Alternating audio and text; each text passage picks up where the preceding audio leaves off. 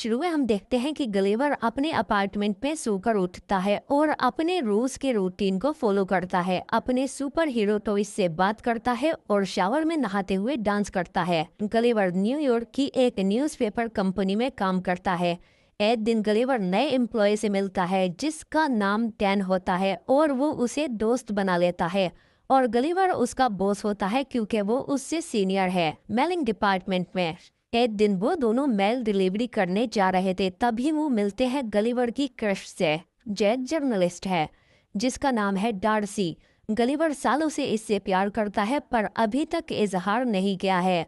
उस दिन के बाद डैन एक नोटिस लेकर आता है और गलीवर को बताता है कि मेल डिपार्टमेंट के हेड ने उसका प्रमोशन कर दिया है। और जबकि गलीवर वहां 10 सालों से काम कर रहा है पर कोई उसकी रेस्पेक्ट नहीं करता, प्रमोशन तो दूर की बात है। डैन उसे बताता है कि तुम बात करने से डरते हो, इसीलिए आज तक तुम्हारी प्रोग्रेस नहीं हुई। उदास होकर गलीवर बाहर चला जाता है पर तभी वो देखता है कि डार्सी अब तक काम कर रही है।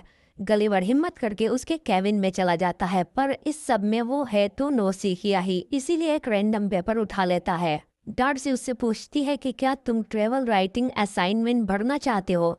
नर्वस होकर गलीवर हाँ कर देता है और अगले दिन वो ट्रेवल ब्लॉग का पेपर सबमिट कर देता है और इंटरनेट से कुछ आर्टिकल्स को अपने ब्लॉग में कॉपी पेस्ट कर लेता है और अगले दिन डार्सी को दे देता है, जिससे डार्सी उसकी राइटिंग स्किल से काफ़ी इम्प्रेस हो जाती है और उसे एक नया काम बताती है। वो कहती है कि तुम बर्म्यूडा ट्रायंगल पर जाओ और वहां गायब होने वाले शिप्स पर आर्टिकल लिखो। डार्सी को इम्प्रेस करने के चक्कर में गलीवर मान जाता है और डार्सी भी उसके लिए बोट वगैरह का अरेंजमेंट कर देती है।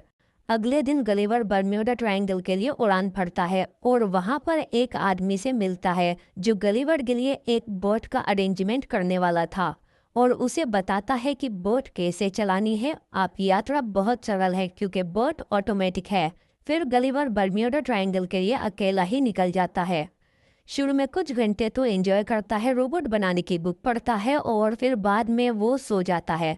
जब कुछ देर बाद उसकी आँख खुलती है तो वो देखता है कि उसके सामने एक बड़ी सी लहर है। समुद्री तूफान देखकर वो जल्दी से लाइफ जैकेट पहन लेता है और इतने में ही वो टॉर्नेडो उसकी बोट को अपने अंदर खींच लेता है। कुछ देर बाद जब गलीवर को होश आता है तो वो अपनी बॉडी को हिला नहीं पाता। जब वो गर्दन उठाकर देखता है तो वो हैरान हो जाता है कि उसके सीने पर छोटे छोटे लोग चढ़े हुए हैं। उनका लीडर खुद को इंट्रोड्यूस करता है as a commander Edward of Lilliput. जब कैमरा जूम आउट होता है तो हम देखते हैं कि छोटे छोटे लोग उसके चारों ओर खड़े हैं और उन्होंने उसे लकड़ी और रस्सियों वगैरह से जमीन पर बांध रखा है। कमांडर गलीवर को एक बीस्ट कहकर बुलाता है। इतने में ही गलीवर खुद को आजाद कर लेता है, बहुत ही इजीली। वो सोचता है कि सपना देख रहा है और अपनी आंखें बंद कर लेता है। एडवर्ड सिपाहियों को ऑर्डर देता है कि इसे नीचे गिराओ और सोल्जर उसे नीचे गिरा देते हैं और गलीवर बेहोश हो जाता है। और जब उसे होश आता है तो वो देखता है कि उसे एक गाड़ी पर बांधकर लिलीपुट किंगडम में ले जा रहे हैं और लोग बीस्ट को देखने के लिए घरों से बाहर आने लगे। और वहां पर गलीवर को लिलीपुट के राजा थियोडोर के सामने पेश किया जाता है। पर राजा की बेटी प्रिंसेस मैरी उसकी हालत पर काफी अफसोस करती है और एडवर्ड से पूछती है कि इसके साथ इतनी सख्ती करना जरूरी है।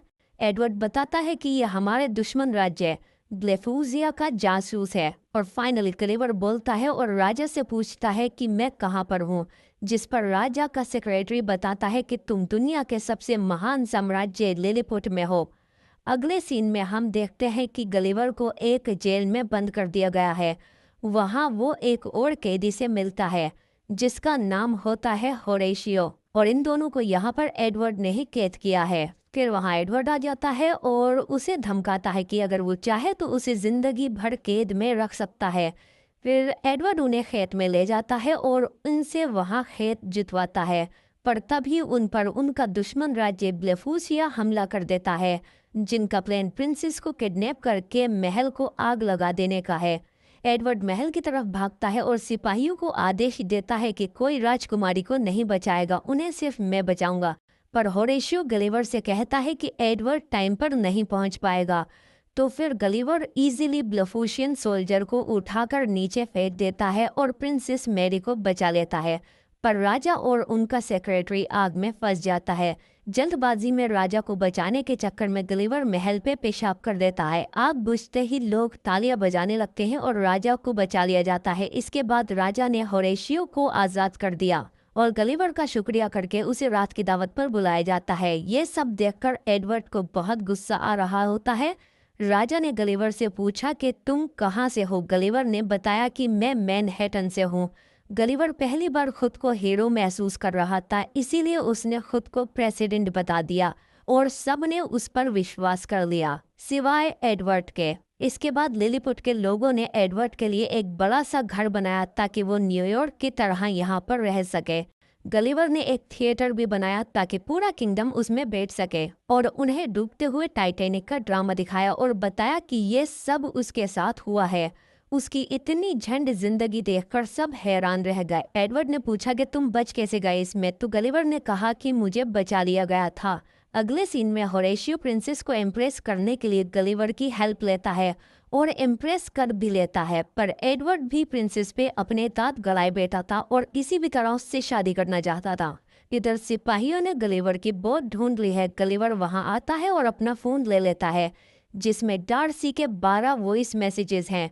जो गलीवर पे बहुत गुस्सा है उसके झूठे आर्टिकल और उसके भागने की वजह से। गलीवर अब वापस जाकर डार्सी का सामना करना नहीं चाहता, इसीलिए गलीवर डिसाइड करता है कि वो अब हमेशा लिलीपुट में ही रहेगा। इस बात पर एडवर्ड बिल्कुल भी खुश नहीं था और इधर राजा भी गलीवर को जनरल बना देता है। एडवर्ड गुस्से में लिलीपुट का डिफेंस सिस्टम बंद कर देता है। इस मौके का फायदा उठाकर ब्लेफूसिया लिलीपुट पर हमला कर देता है। अब जनरल होने की वजह से इन्हें रोकने की जिम्मेदारी अब गलीवर की थी। वो डरते हुए पानी में जाता है और छपाके मारना शुरू कर देता है, पर दुश्मन उस पर हमला कर देते हैं, लेकिन कैनन बॉल का उस पर कोई भी असर नहीं होता।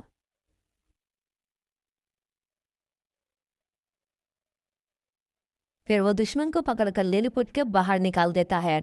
गलीवर की खूब खातिरदारी की जाती है, बाल कटिंग, मसाज वसाज सब व्यवस्था है।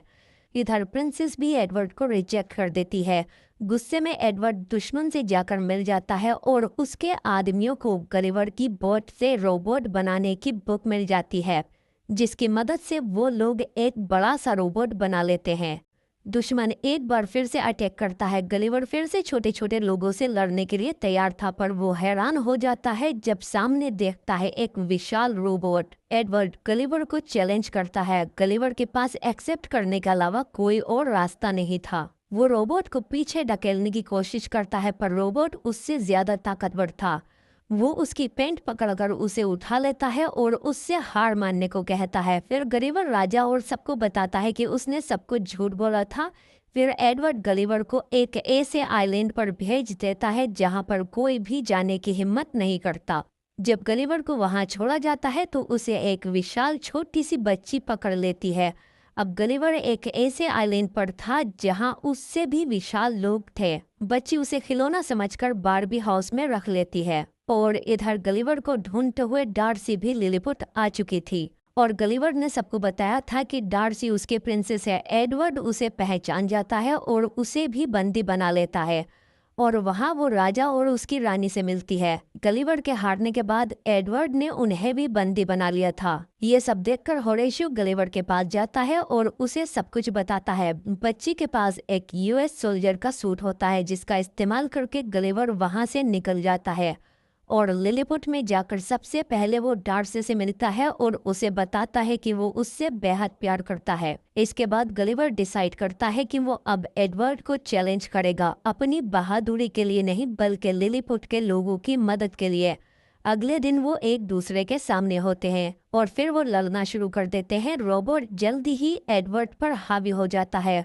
होरेशियो उसकी मदद करने के लिए रोबोट के अंदर घुस जाता है और एडवर्ड को अंदर से हराता है और रोबोट की पावर कट कर देता है, जिसके बाद गलीवर बहुत ही आसानी से रोबोट को हरा देता है। लोग खूब तालियां बजाते हैं। होरेशियो की बहादुरी की वजह से उसे भी प्रिंसेस से शादी करने की परमिशन मिल जाती है।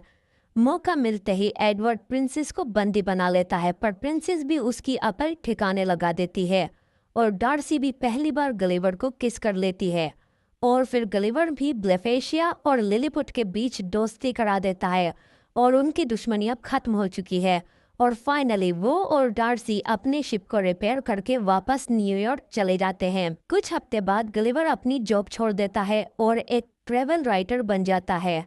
अब वो और डार्सी हैप्पी रिलेशनशिप में रहते हैं और इसी के साथ मूवी का भी हैप्पी एंडिंग हो जाता है।